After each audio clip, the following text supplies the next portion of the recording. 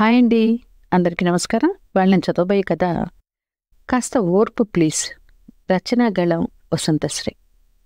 తన కోపమే తన శత్రువు అని పిల్లలకు పద్యాలు చెప్తున్న సౌమ్యతో బయట నుండి వచ్చిన నరహరి ఒక మంచి సంస్థలో జాబ్ వచ్చింది.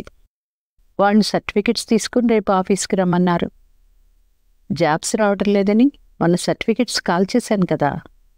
ఛా, అవి కనుక ఉండుంటే జాబ్ వచ్చేసేదే అని విసుక్కుంటూ సోఫాలో కూర్చున్నాడు నరహరి. అదేనండి నేను మీకు చెప్పేది, కొంచెం ఓర్పుగా ఉండుంటే ఆ సర్టిఫికెట్లతో జాబ్ తెచ్చుకునేవాడు. ఎందుకు మీకు అంత కోపం అంది సౌమ్య. మళ్ళీ పిల్లలు తన కోపమే తన శత్రువు అని పెద్దగా చదువుతుంటే ఆపుడి గోల అన్నాడు కోపంగా హరి. ఎందుకు వాళ్ళని విసుక్కుంటారు? ఇప్పటికైనా కాస్త ఓర్పుగా ఉండటం నేర్చుకోండి అంది సౌమ్య. మరుసటి రోజు, ఏమండి ఇక సాడ్ ఫేస్ పెట్టకుండా రెడీ అయ్యి ఆఫీస్కి వెళ్ళండి అంది సౌమ్య. సర్టిఫికెట్స్ లేవు కదే, ఇవిగో తీసుకుని వెళ్ళి జాయిన్ అవ్వండి అని చేతికిచ్చింది. ఎక్కడివి ఇవన్నీ ఆశ్చర్యపోతున్న హరితో. సౌమ్య, మీ కోపం సంగతి తెలియదా? అసలు మీ పేరు నరహరి కాకుండా నరసింహం అని పెట్టాల్సింది. ఎప్పుడు దొమ్దుములాడుతుంటారు. ఒరిజినల్స్ నా దగ్గర పెట్టుకొని జిరాక్స్ బీరువాలో పెట్టాను.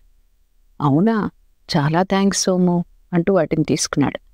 మళ్ళీ వీటిని నాకు తెచ్చివ్వండి, మీరు తగలబెట్టడానికి వీటికి జిరాక్స్ తీయించాలిగా మళ్ళీ అన్న సౌమ్యతో. ఇంకా అలా చేయలే కోపంగా అన్నాడు హరి. అబ్బా చా, ఇలా ఎన్నిసార్లు చెప్పారు తమరు? ఇది 102వ అంది కోపంగా సౌమ్య. సర్లే కానీ అంటూ రెడీ అయ్యి ఆఫీస్కి వెళ్ళాడు హరి. ఆ సాయంత్రం జాబ్ వచ్చిందని ఆనందంగా చెప్పాడు నరహరి. అమ్మయ్య, మన కష్టాలు గట్టెక్కాయని పిల్లలతో కలిసి సినిమాకు వెళ్ళారు. ఒక వారం రోజులు గడిచాయి. ఆ రోజు ఇంటికి వస్తూనే హరి, ఏం ఉద్యోగం, విసుకొస్తుంది, అంతా నేనే చేయాలని మా సెక్షన్ హెడ్ ఒకటే గోల, చేయలేకపోతున్నా. అందరూ నన్ను ఉపయోగించుకోవాలని చూసేవాళ్లే. అసలు ఈ ఉద్యోగం మానేసి మన ఊరు వెళ్దాం, ఏదో వ్యవసాయం చేసుకుంటూ అక్కడ బతకొచ్చు అన్నాడు చిరాగ్గా హరి. అక్కడ మీ నాన్నతో మీ అన్నయ్యతో గొడవయ్యే కదా మనం ఇక్కడికి వచ్చాం. పంటలు పండటం లేదు, వర్షాలు లేవు. ఉద్యోగం చేస్తే నెలకు ఎంతో కొంత ఆదాయం వస్తుందని వచ్చాం. ఒక వారమే కదా మీరు ఉద్యోగంలో జాయిన్ అయ్యింది అని ఎలాగో నచ్చ చెప్పింది సౌమ్య హరికి. ఇంతలో సౌమ్య కొడుకు బాబీ వచ్చి, నానా ఈ స్కూల్ వద్దు, ఇంకో స్కూల్ జాయిన్ అవుతాను, ఇక్కడ అందరు నన్ను ఏడిపిస్తున్నారు అని ఏడుస్తూ అన్నాడు. మొన్ననేగా స్కూల్లో జాయిన్ అయ్యావు, అప్పుడే ఇంకో స్కూల్ ఏంటి? ఫీజులన్నీ కట్టేశాం, వెళ్ళు ఆ స్కూల్కే నోర్మూసుకొని అంటూ బాబీని కేకలేశాడు హరి. యథా తండ్రి తదా పుత్ర. ఏమండి బాబీని తిడుతున్నారు, మీరు చేస్తున్న పని ఏంటి ఒకసారి ఆలోచించండి. మీరు మాటిమాటికి ఆఫీస్కి మారుతున్నారు, అలాగే వాడు స్కూల్ మారుతున్నాడు. కొన్నాళ్ళు వర్క్ నేర్చుకోండి ఈ ఆఫీస్లో, కొత్తవాడివన్నీ మీకు వర్క్ ఎక్కువ ఇస్తూ ఉండొచ్చు కదా అంది సౌమ్య. సౌమ్య చెప్పింది కరెక్టే, కానీ దాని మాటని ఒప్పుకుంటే దాని దగ్గర చులకనవ్వను అనుకున్నాడు హరి మనసులో. నీకేం తెలీదు, నువ్వు ఊరుకో. ప్రతిదానికి నన్ను ఖండించటమే తప్ప నీకేం పనిలేదు. నువ్వేదో గొప్పదానివైనట్లు ఊరికే సలహాలు ఇవ్వకు. కానీ నిన్నెవరూ బోడి సలహాలు ఇమ్మని అడగలా అంటూ కోపంగా అక్కడి నుంచి లేచి వెళ్ళాడు హరి. మొండివాడు రాజుకన్నా బలవంతుడు, ఈయనకి ఇక సలహాలు ఇవ్వకూడదు అనుకుంటూ వంటగదిలోకి వెళ్ళింది సౌమ్య. హరి ఉద్యోగాలు మారుతూనే ఉన్నాడు. సౌమ్యకు విసుకొచ్చి సలహాలు ఇవ్వటం అనుకుంది.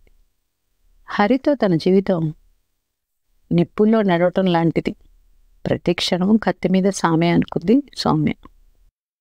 రైల్వే జాబుకు సౌమ్య అప్లై చేసినప్పుడు, నాకే రాలేదు, నీకు వస్తుంది ఆ జాబు, ఊరికే అప్లికేషన్స్కు డబ్బులు తగలేయకు, అయినా ఎవరు చేసే పని వాళ్ళు చేస్తేనే మంచిది. నువ్వు ఉద్యోగం చేసి ఊరేగకుండా ఇంటి పట్టు నుండి మాకు 4 మెతుకులు ఉడకేస్తే మంచిది అని ఒక వార్నింగ్ ఇచ్చాడు హరి సౌమ్యకు. రైల్వే జాబుకు కోచింగ్ తీసుకుని గట్టిగా కృషి చేసింది సౌమ్య. రైల్వేలో జాబ్ వచ్చింది.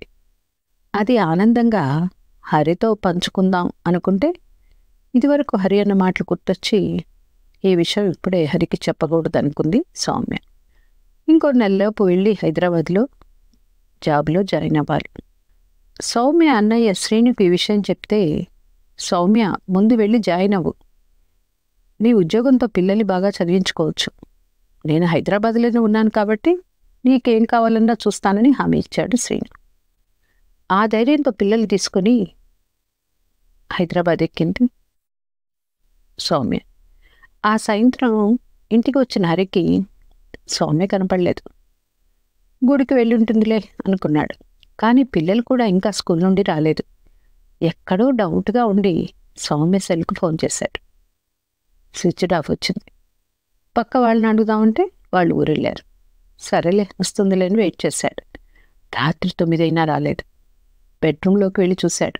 అక్కడ బల్ల మీద పేపర్ కనిపించింది. ఏంటని తీసి చూశాడు హరి. ఏమండి, నాకు రైల్వేలో జాబ్ వచ్చింది, రేపు జాయిన్ అవ్వాలి. మీకు చెప్తే మీరు నన్ను జాబ్ చేయనివ్వరని చెప్పలేదు. అంతకుమించి ఏమీ లేదు. మన పిల్లల భవిష్యత్తు కోసం నేను జాబ్ చేయాలని నిశ్చయించుకున్నాను. మీరేదన్నా జాబ్ చూసుకుని ఇక్కడికి వస్తే బాగుంటుంది. అది ఇక్కడికి వచ్చేది లేనిది మీ ఇష్టం. మీకు ఆడవాళ్ళు ఉద్యోగాలు చేయకుండా ఇంట్లో పడి ఉండటం మీకు ఇష్టం. కానీ ప్రస్తుత పరిస్థితుల దృష్ట్యా నేను జాబ్ చేయడం తప్పనిసరి. మీ ఉద్యోగం తుమ్మితే ఊడిపోయే ముక్కు లాంటిది. అలాంటి టెన్షన్ లైఫ్ ఇప్పటి వరకు గడిపాను. ఇక నా వల్ల కాదు బాయ్. ఎంత పొగరు దీనికి! ఉద్యోగం అండ చూసుకొని నన్ను వదిలి వెళ్తుందా? ఎన్నాళ్ళు మగ అండ లేకుండా ఉంటుందో చూస్తాను అనుకున్నాడు కోపంగా హరి.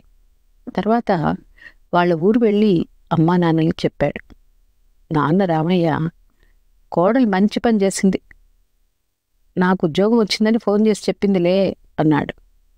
ఇంతలో లోపల నుండి వచ్చిన హరి అమ్మ దేవమ్మ, అయినా ఆడది ఇంట్లో ఉండక ఉద్యోగం చేయటం ఏంటో, అది అసలు వాడికి చెప్పకుండా పోవటం ఏంటో అంది.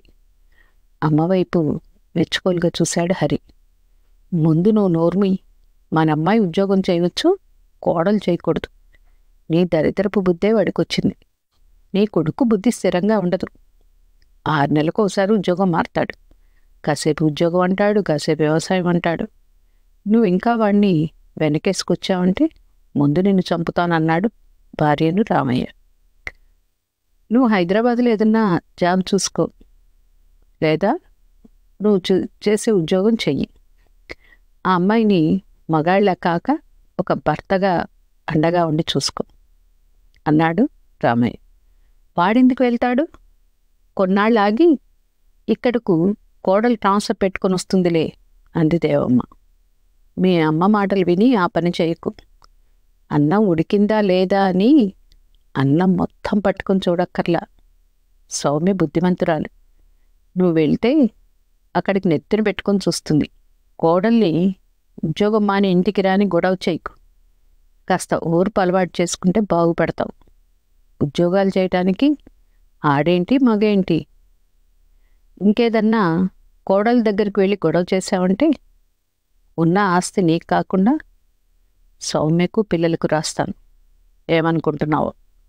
అసలు నువ్వు మంచి ఉద్యోగం చేసి ఏడిస్తే సౌమ్య ఉద్యోగం ఎందుకు చేస్తుంది అని బయటికి వెళ్ళాడు రామయ్య కోపంగా. చేసేది లేక హైదరాబాద్లో ఉద్యోగం చూసుకోవడానికి సిద్ధమయ్యాడు నరహరి.